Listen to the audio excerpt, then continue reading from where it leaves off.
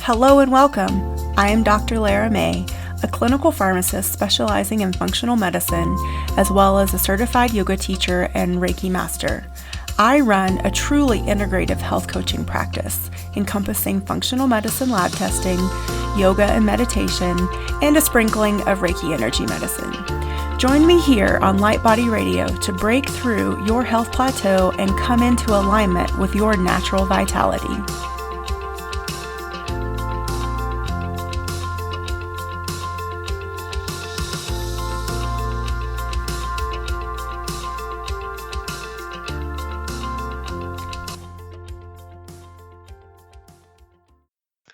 Hello and welcome. My name is Dr. Lara and I am your host of Light Body Radio.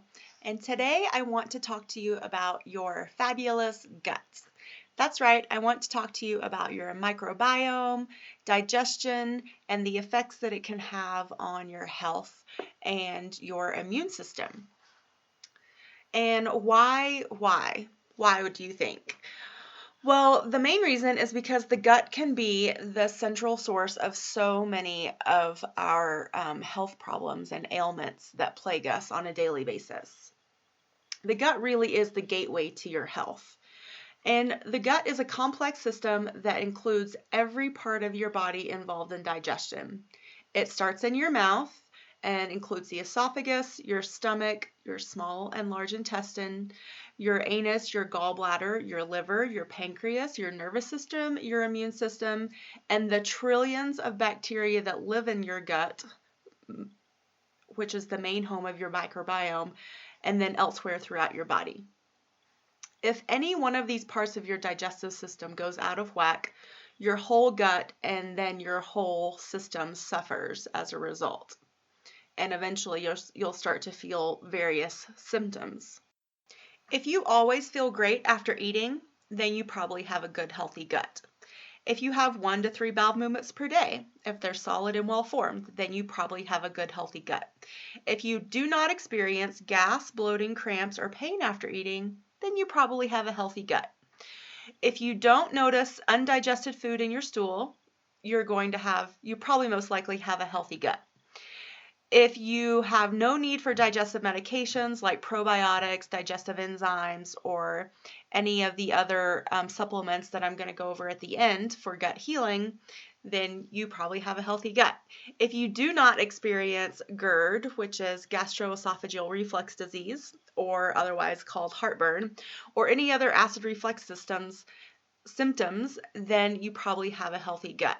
But if you don't feel good after eating, if you don't have enough bowel movements every day, and you should be having at least one every day, or if you are experiencing gas, bloating, cramps, or pain after eating, or you're noticing the undigested food in your stool, or you are noticing that you have to have your digestive enzyme, or you will have these symptoms, or you have consistent heartburn, then those are signs that your gut is out of whack and it needs some healing.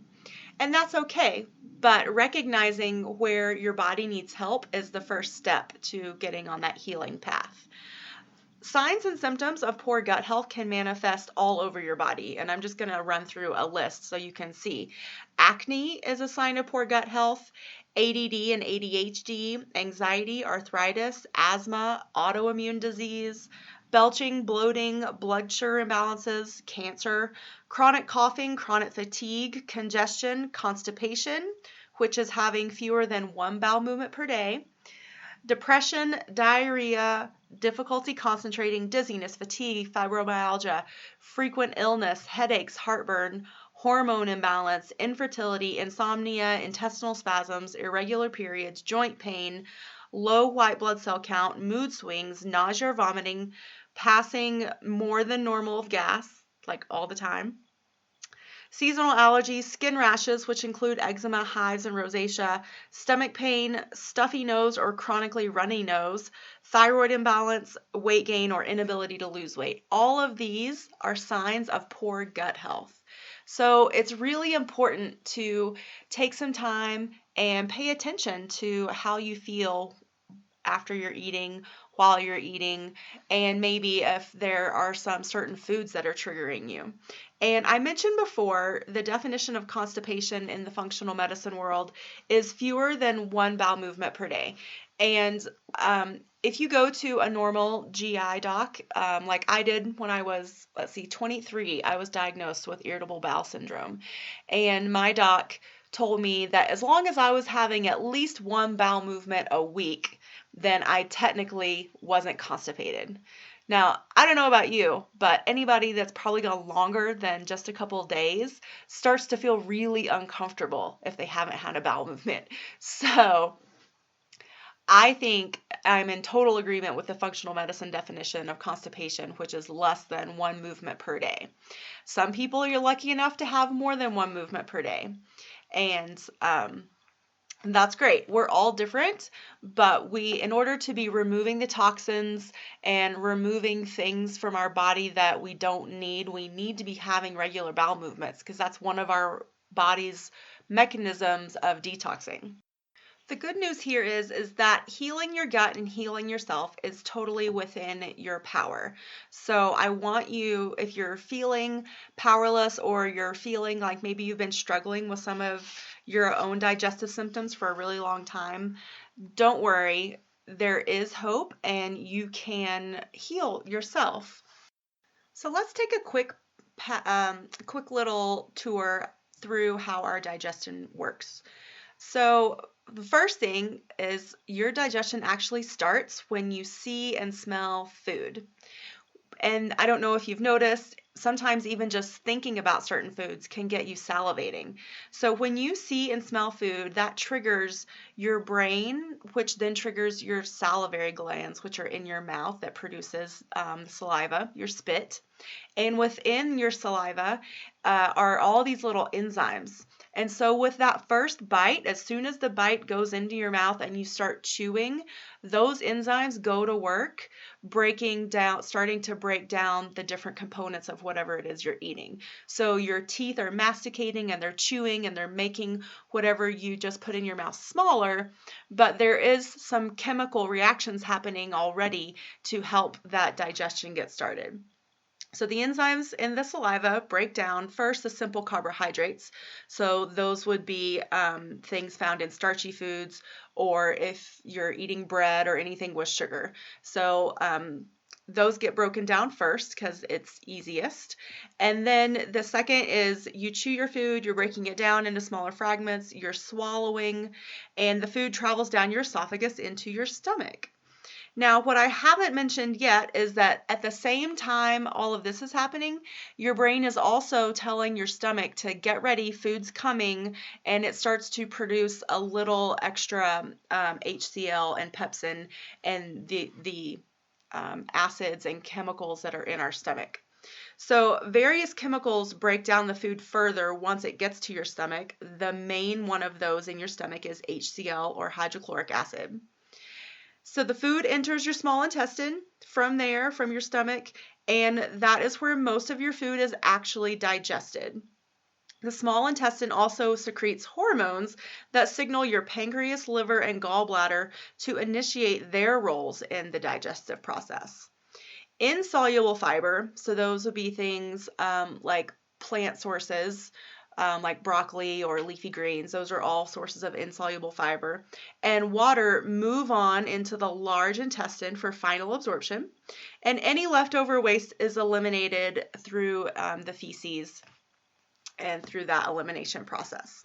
So that's just a really quick and simple explanation of how digestion actually works.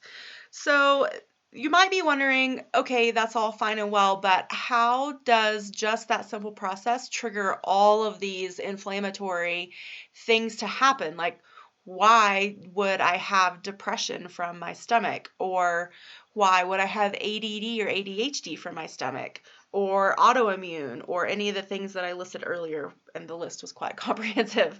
And that really comes down to what scientists have started to call leaky gut. And you may or may not have heard of that about this, but essentially within the lining of your small intestine, you and I'm going to I should probably just start to explain it in detail now. So your small intestine is really amazing, and that's where most of your digestion takes place.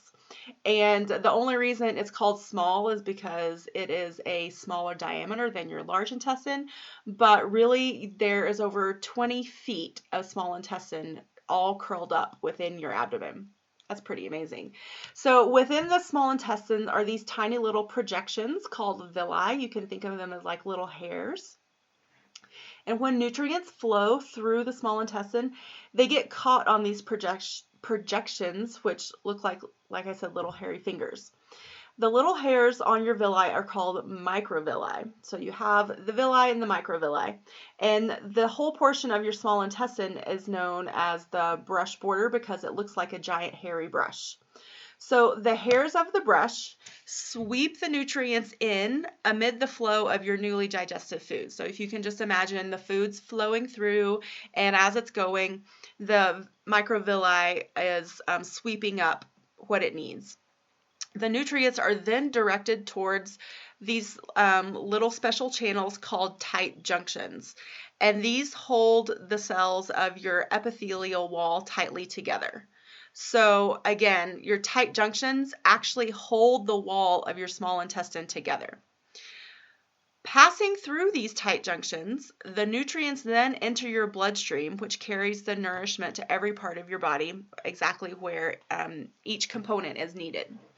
When your digestion is working well, your tight junctions keep all but the smallest molecules of food from passing through the intestinal wall. They're very specific. But when your gut health is compromised, you can develop something that's known as leaky gut. And leaky gut is when those tight junctions are compromised and the small intestine's ability to absorb nutrients is also compromised. So once your villi and microvilli are damaged, this reduces the surface area of your small intestine. And one of the reasons your small intestine is so amazing at absorbing so many nutrients is because of all these little folds that it has in it really increases the surface area. And so the more surface area, the more nutrients that it can absorb.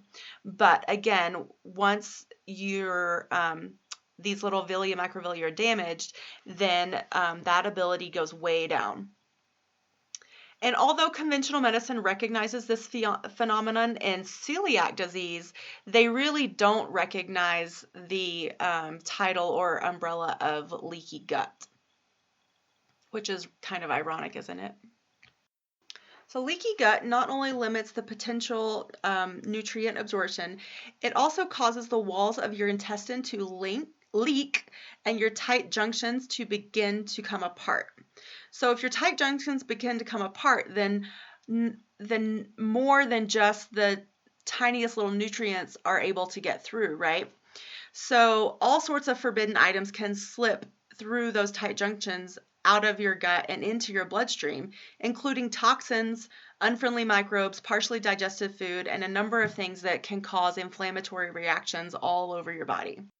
I want to break this down for you in a little bit more detail so you can sort of have an idea of how this all connects with your immune system.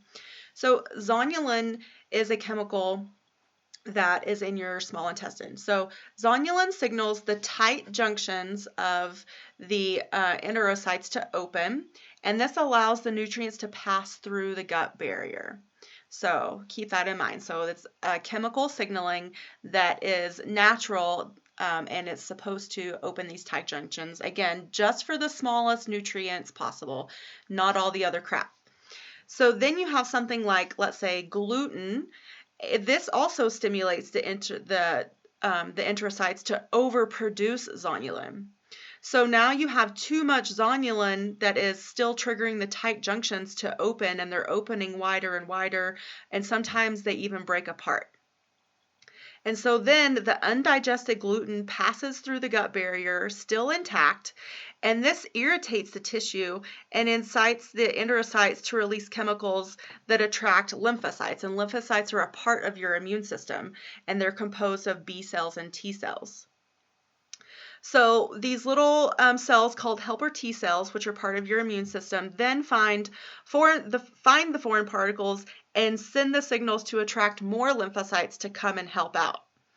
So then the B cells release antibodies that attack and damage the tissue because they see these foreign invaders, and these chemicals attract more and more. So I'll give you a very, very simplified idea of how the immune system works. Usually you have one little trigger, and then what your body does is it sends the cells, these B cells and T cells, to start destroying the invader, and then it keeps sending the cells until it feels like the threat is abated.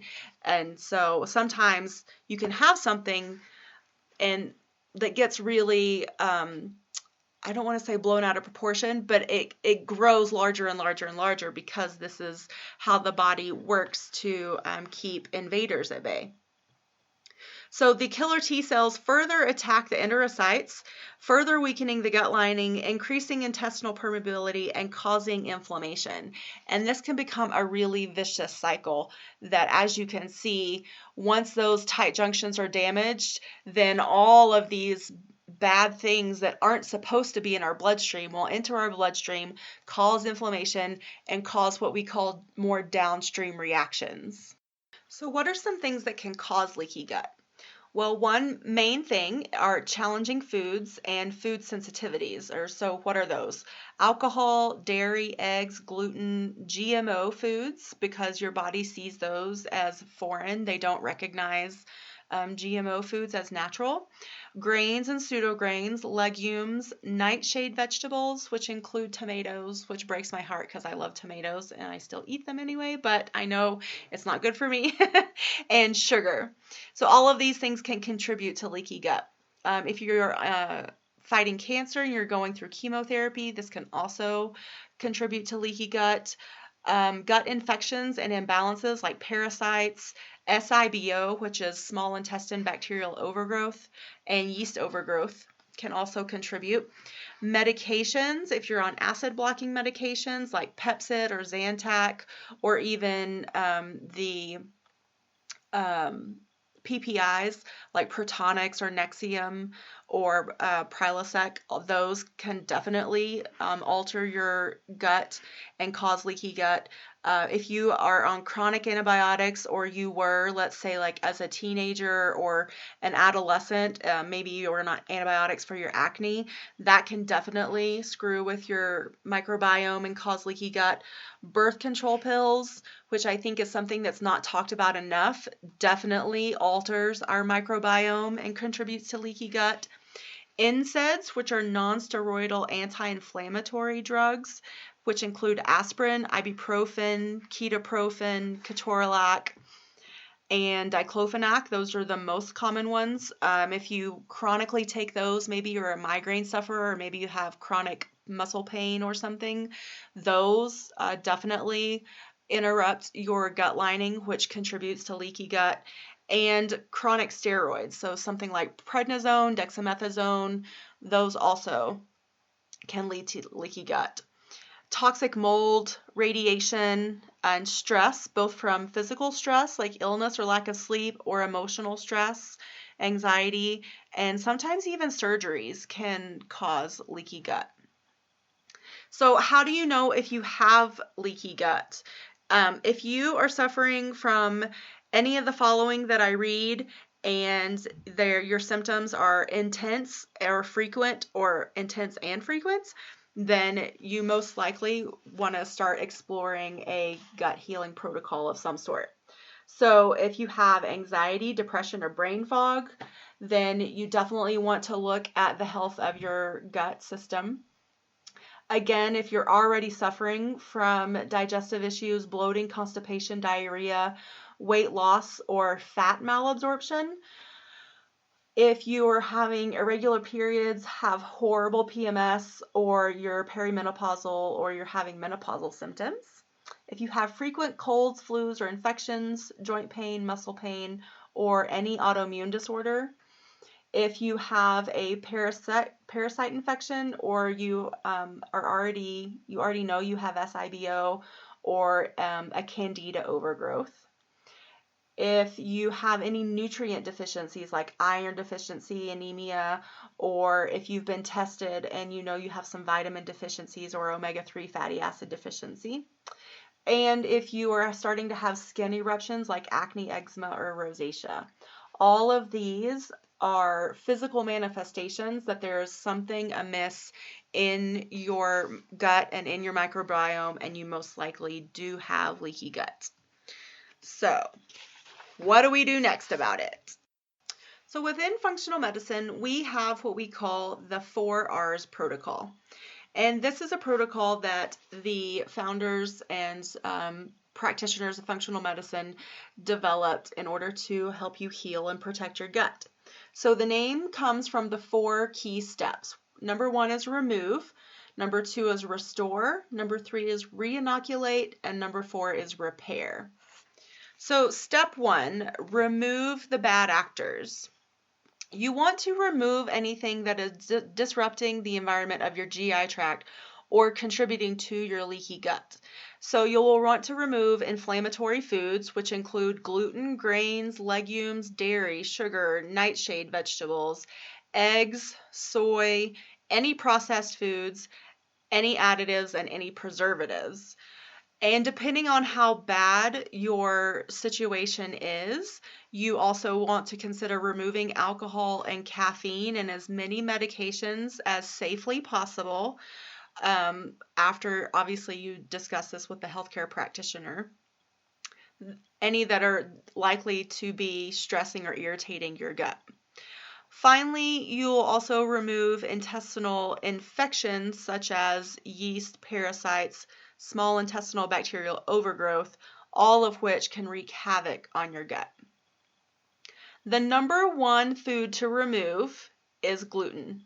And this is not a fad. There is science to back this up. So please, when you hear me say gluten, don't just roll your eyes and just be like, oh, whatever, this is just, fad diet eating. It's really not.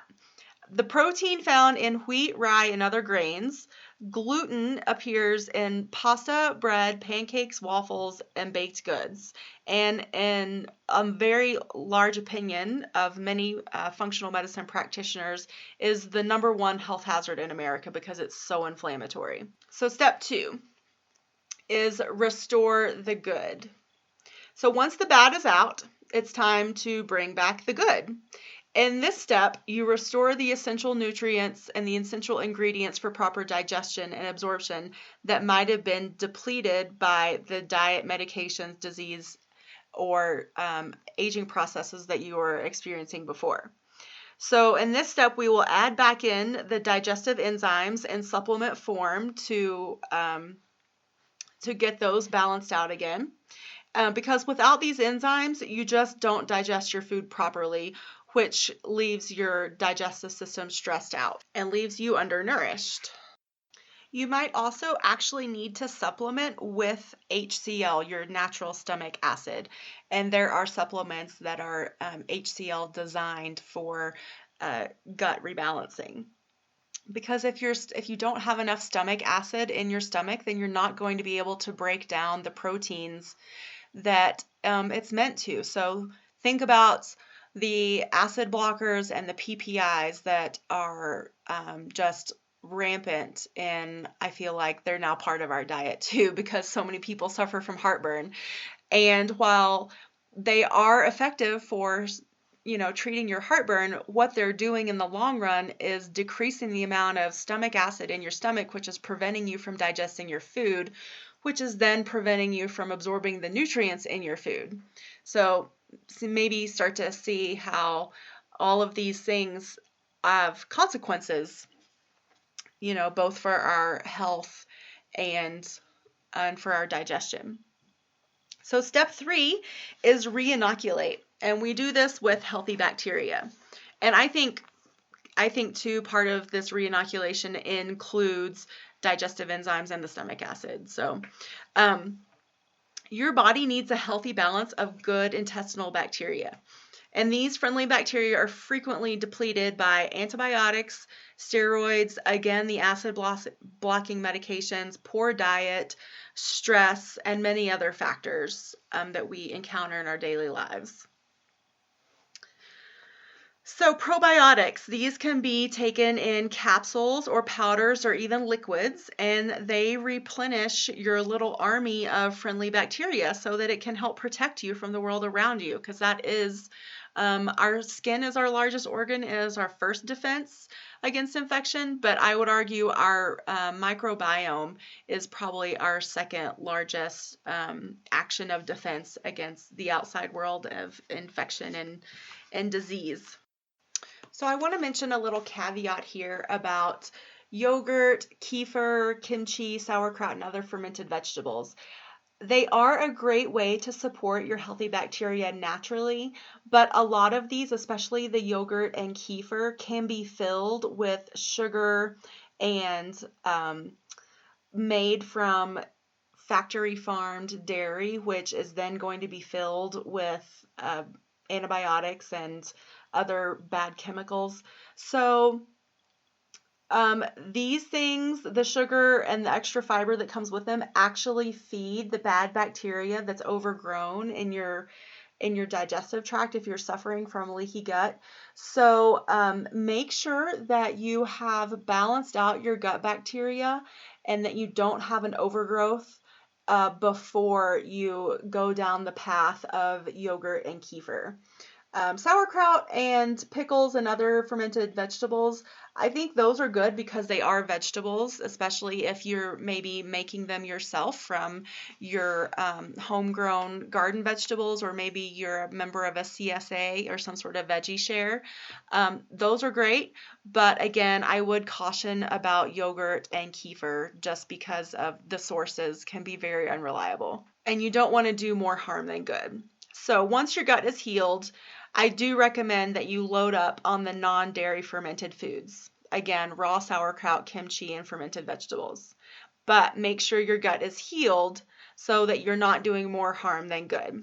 And you can tell that your gut is healed when you are off your medications to treat all of your digestive problems and your symptoms have dramatically improved.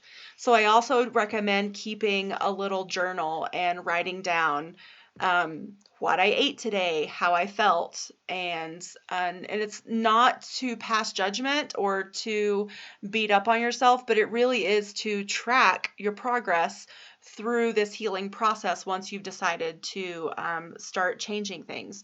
So step 4 is repair the gut. And we need to repair the gut lining wall, which we again also do through supplements. And one of a really good supplement that I really like is L-glutamine. It's an amino acid that helps to rejuvenate the gut wall lining. Another one is omega-3 fish oils to help decrease your inflammation. If you have a fish allergy, then you can also get omega-3s through plant sources like hemp, chia, and flax seeds. And in addition, herbs like licorice root and aloe vera help soothe your gut and cool your inflammation, which also allows your gut to heal more quickly. So these are just some of the few things that I use with my clients when we're working through the gut protocol program that I have. And so these are things that you might want to look into yourself, or if you're looking for a practitioner to work with, I am more than happy to have a consultation with you and maybe and do a brief health history to see where you are, and maybe we could work together if that's something that you're looking for, something that you're interested in.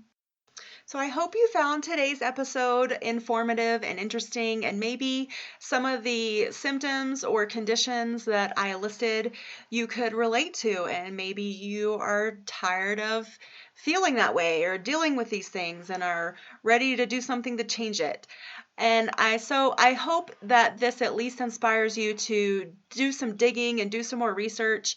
And again, if you are looking for a practitioner to work with, I am more than happy to see if we would be compatible working together.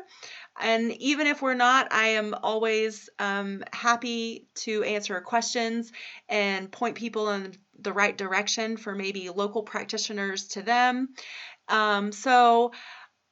Again, this is something that I've dealt with personally, so I'm super passionate about it. And I know that a lot of people are suffering and battling with this.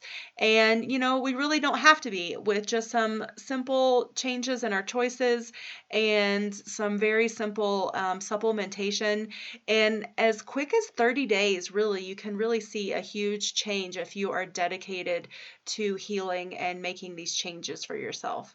So I hope you have a fantastic next couple weeks, and I will catch you on the flip side for a next episode of Light Body Radio.